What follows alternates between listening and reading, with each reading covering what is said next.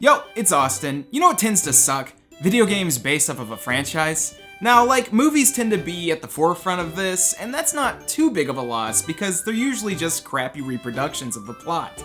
Well, how about video games based on something less strict, like anime? For the most part, there's a decent amount of excellent companion pieces. Games like Jump Superstars, Record of Lodoss War, and Naruto Rise of a Ninja come to mind. But there's always gonna be stinkers, and holy shit, anime games have a ton of them. Most settle for the safe route of being a fighter or a visual novel, which doesn't really add anything to the franchise. But sometimes you'll get something so soul-suckingly bad that it's like figuring out you have 30 minutes to live while you're stuck in traffic.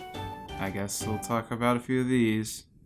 Regardless of your feelings on the anime Sword Art Online, it's hard to deny how cool the premise was. Yeah, it might be a bit similar to the .hack franchise, with being able to log out of a virtual reality MMO, but damn were the first episodes of that show good. Like, oh man, they're trapped! Oh no, Sachi dies! Kirito's true love! Feelings! Then bada boom, it turns into this weird incesty harem anime where everything's just peachy. And tentacles. But never minding how terrible Sword Art Online is, you'd think that it wouldn't be too difficult to make a decent game out of the franchise. There's such little criteria for this too. It's like step 1, be a video game inside of a video game. Step 2, let me make my own main character. And step 3, don't be a dating harem simulator. This here, Sword Art Online Lost Song. They didn't follow a single step! So first off, this game isn't canon to the franchise. That's fine, I guess, because I don't really care. But the only time you ever really visit the real world is through visual novel cutscenes. There's no traveling between, like in Digimon Story Cyber Sleuth, which is really good, by the way. Which makes the entire game just feel like this world. Speaking of, Lost Song takes place in an alternate reality Alfheim Online, which was the weird one with the flying and fairies. And incestuous tendencies. This game's centered around Kirito and his run-ins with this kawaii-ass idol pop guild leader called Seven. That's it really, which yeah, means you don't get to have your own adventure. Why in the ever-living fuck would a faux MMO game not let you design your own character? Instead we get to play as fucking Kirito, the worst anime character. I mean, you do get to make an OC like 5 hours into the game, but they literally don't add anything. And the customization is hardly existent. They don't even get a profile picture, just a 1,000-yard stare into the abyss that is Sword Art Online. Man, they even messed flying up. It controls so weird, and there's like 2 different styles of flying. Maneuverability by itself isn't so bad, but when you incorporate combat into it, it turns into this janky mess. Combo fluidity is practically not a thing here, and instead you'll just want to switch between characters to escape the monotonous gameplay. Too bad you can't even switch characters in combat. Like, how do they fuck that up? You get to choose 3 people to go out onto the field, and you only assume control of the first one. I haven't seen this shit since like the bouncer. Oh yeah, you also get a bunch of kawaii dating sequences and everyone wants to hop on Kirito. Something dramatic probably happens, I don't know, I didn't beat it. Thankfully we aren't losing much here because the franchise it came from is a bag of shit. But it fucking sucks when it happens to good anime. Now, I might be talking to like 3 people here, maybe, but Sorceress Stabber Orphen was so fucking good. This isn't one of those only 90s kids know type of things, I swear. The characters are pretty cool, and the opening and closing themes would get stuck in your head, and the dub really wasn't that bad. You essentially followed a powerful sorcerer named Orphen through his adventures, sometimes lighthearted, sometimes incredibly dark. It's a fun little show that I think many people have forgotten about. When the PS2 launched here in the States, we got a plethora of games to go with it. Some of you may remember Dynasty Warriors 2, SSX, and Tekken Tag Tournament. You know, the good shit. And at the bottom of that fucking barrel was Orphen, Scion of Sorcery. So when this shit came out, the anime wasn't even available in the States yet. Like, what the fuck was this supposed to be? It doesn't help that the box art was this terrible looking picture. Even the Japanese version wasn't great, but it was still better. If you're familiar with the anime, you know the way a lot of the characters look and act. Cleo is tomboyish and feisty, Magic is a frail anime boy, and Orphen tends to be a pretty cool guy. What with his perfect hair. Turn on the fucking game and you're like, oh no. Oh. This game looks like a trash bin. I can excuse it a bit because it was a launch title, but still, this has to be some of the worst anime hair I've ever seen.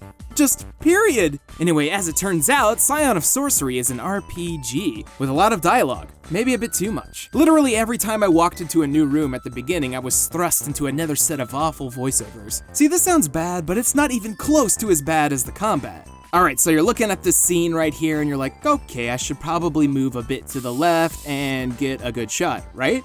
Well, you're wrong. How about this instead? You're stuck in one place, but the combat is active. You have a few buttons you can press to do spells, but everything follows a rock, paper, scissors type format, and you essentially play a game of memorization with the enemies. That means bosses are literally you watching a cutscene and responding the same way every time. Enemies have like a bit too much health though, and fights take an absurd amount of time to finish. Sure, some encounters have little neat ways to solve a problem, but with the way the targeting works, you're unsure of what exactly you're doing. All you do is block and cast spells. I'd go more into detail, but as it turns out, this game doesn't play nice with backwards compatible PS3s. Work.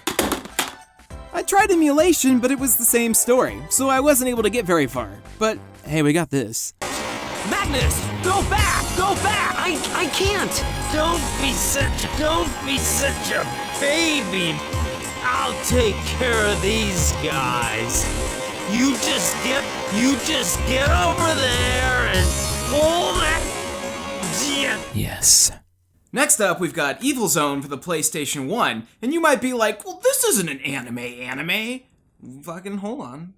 Well, basically, I just remembered how bad this game was, and I wanted to talk about it. Plus, it kinda treats itself like an anime anyway, so will that suffice? Actually, it's pretty funny. So, this is a fighting game. I say fighting with air quotes, but I'll explain that in a sec. Between every fight, there's a cutscene between the two characters and a next episode preview begins. Every character has their own anime trope, and it seems like they barely fit in with anyone else. You've got the Yakuza-looking dude who can fight with hellish powers, the super naive magical girl, the guts ripoff, and of course, the feisty anime chick that's from some battle royale wannabe. This is just scratching the surface, as so many anime styles are represented. Look, there's even a lowly anime girl whose description reads, although she is over 10,000 years old. You got all the things. The aesthetics here actually aren't so bad. It's a bit strange to see so many types of characters in the same arena, but you can tell what things are at least. Moves and combos are very flashy and pleasing to look at. The developers at UK's clearly wanted to make a spectacle fighting game. And that's probably why it's a one-button fighting game. One button. I mean, two if you count the block button, but fuck you. So that leaves us with the battle scheme reliant on two things: directional inputs and distance. Yeah, distance. So your moveset's gonna be a bit different if you're further away from Sakuyo-chan-kun, and that's bullshit. I can't ever really tell what exactly my character's gonna do, and that's kind of the point of fighting games, isn't it? I mean, sure, it looks kinda cool at times. Sometimes you'll be running side by side next to the other players, putting anime voice acting in your head like, oh no, There's no way he could be stronger than me. but what does this add to the combat?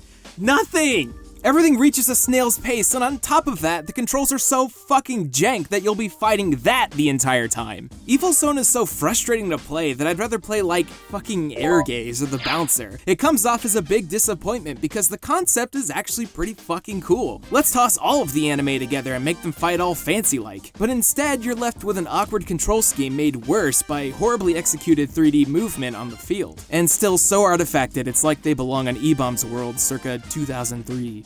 At the very least, Evil Zone's not really super offensive because it's not really tarnishing a franchise or anything. Unlike this. Did it.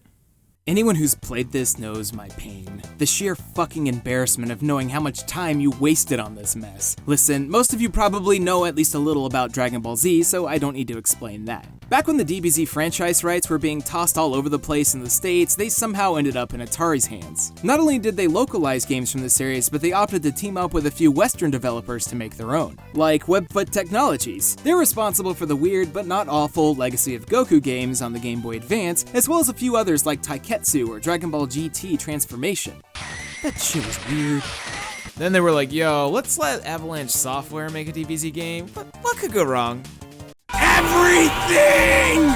If you were to talk to 15-year-old me, who was still balls deep into Dragon Ball, that somewhere someone was making a Dragon Ball Z game with 3D cooperative action-based beat-em-up combat, I probably would have screamed. Like, of course I want this. Do you know who you're talking to? Then you play the fucking thing and you wish you could just erase it from your memory. Well, what's so bad about it? It certainly looks like a Dragon Ball. For that, I do have to give it a bit of credit. Certain areas really capture the whole anime's vibe. Too bad they had to self-insert Dragon Ball OCs in order to pad out the enemy list. Do you remember when Cybermen were everywhere before Vegeta and Nappa came to Earth? What about these purple ones? Nah, what the fuck? And I'm pretty sure that this camera isn't quite sure what it wants to be. Sometimes you'll be close up in the action, and then other times you'll be 40 miles away, just hanging back. Like, okay, this is fine. The gameplay mechanics are where the shit hits the fan, though. Let's create a hypothetical situation. You're playing, say, oh, I don't know, fucking Turtles in Time. Except now the bosses have 300 times as much health as you do. They can kill you in 4 combo strings and pull cheap tactics to counter your abilities. I wish I was kidding about that much more health. Bosses' health bars stretch across the entire screen and take ages to defeat. Trying to play legitimately, I died repeatedly on Reddit, which is incredibly shameful. Then I figured it out. 3 punches, 3 kicks, repeat forever. And ever. You can lock every enemy in the game into a pattern where they become useless and will fall to bullshit. But then you have things like the fight with Frieza where you can only dish out damage as a Super Saiyan. It's too bad that being a Super Saiyan is a fucking buff with a time limit. So now you're just gonna sit there and punch and kick in a boring ass manner until your brain rots out. And as the levels go on, the mob enemies become more annoying only because they spawn in what seems like infinite amounts of waves. I had to give up around the time you play as Future Trunks because the tedium was reaching another level and I just couldn't stand it anymore. The sheer disappointment I had from the concept versus the execution was massive, and I can only feel for those who went through this as well. I just hate this game so much. Still better than God Hand. Well, we've got one more game, just one, and it's a bit different than the others, but have you heard of Trag at all? Probably not, but listen, this is like the only chance I'm ever gonna have to talk about this, so just let me do my thing, okay? Is that okay with you, Dave? Fucking Dave. Trag, also known as Tactical Rescue Assault Group Mission of Mercy, or Hard Edge everywhere else. Getting straight to the thick of things, this game is a bit of a Resident Evil clone, but with action combat. And it still has the tank controls. Let that sink in for a moment. Gaze upon this and think. Okay, we're good. Anime! The heroes of our mission show up in the opening cinematic doing hero things. It's a bit hard to follow, especially with this distracting and fantastic animation. So you've got the lovely Michelle. I don't know. And I don't remember starring in this game. Alex! There's an explosion and we're in some tower. Like, actually, I'm having a hard time following the plot because I keep getting distracted by how generic this starts out. Yeah, I know. Wait, did her voice just change? I don't know. Bet there's a trap in one of them. Alex! So despite the official box of the game lying and saying that this shit is 2 players, Trag is a single player affair where you take control of 2 and eventually 4 characters. This is actually a cool mechanic, as at some point your characters will be split up and you'll have to switch between them to solve puzzles and progress through the game. I actually dig this, and certain events being experienced by certain characters will give you different strands of dialogue. It's unfortunate that the story doesn't hook you at all. So besides Alex and Michelle, you also have Rachel and Burns. Rachel fucking sucks, I hate her, she's a robot lolicon. Burns is a detective. I'm a local detective. And together they form a ragtag group of anime heroes working to save the Tagusa building from terrorists. That's the plot, y'all. It is in the manual. I'll tell you right now that this game controls like shit. I hate tank controls, and I don't think they work and were never good in the first place. But at least something like Resident Evil is fucking playable. There's a bit more leniency on the bullet pathways, so you hit the damn zombies. But when you play as Alex, who uses guns, it's like, All the other characters are melee based, and it's just so awkward to line up combos with this control scheme. That and the fucked up camera angles make engaging in combat one of the most infuriating things. But this game adheres to certain survival horror mechanics such as ammo and health conservation. But barely, because enemies drop that shit like all the time. It's like Trag doesn't know what it really wants to be, which makes everything all the more hilarious. Like, you even have a special attack that consumes some of your health, like a fucking beat 'em up. And it's really easy to accidentally do. Not to mention that respawning enemies in certain screens make it twice as irritating to traverse. I mean, yeah, you can just run around them, but sometimes you'll get all caught up in their shit and unable to do anything. Speaking of not knowing where you want to be, let's look at a few of the enemies. Pixar robot, zombie terrorist, Spider-Man's cousin. Where's the theme, y'all? Who let everyone into this tower? Audio balancing is just bad, and you can hardly hear what people have to say even during a deep and emotional monologue. But if we don't deactivate that bomb, this building will be blown to Kingdom Come. If I haven't made it perfectly clear by this point, Trag is garbage. The gameplay's shit, the music is weird and repetitive, it's fucking hideous to look at, it's really easy to get lost in, so I had to use a guide to figure out certain puzzles and solutions. Even when you get to boss fights, it's anticlimactic and doesn't feel like anything. They aren't even challenging! All of this is bad enough, but when you sprinkle that obnoxious voice acting on top, it reaches those fucking kill me levels of irritation. So you know what? Screw it. Turns out there's a bomb in this building, so let's just let it go off. I'm gonna go play like fucking the bouncer, I don't know.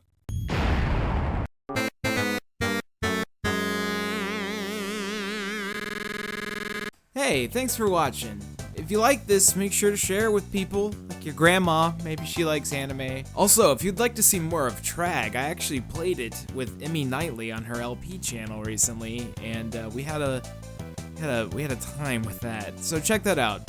Also, you can follow me on Twitter, or subscribe, and check out our streams on Twitch, do all the things if you want, and thank you. Sword Art Online sucks. Takes more than this to keep me down.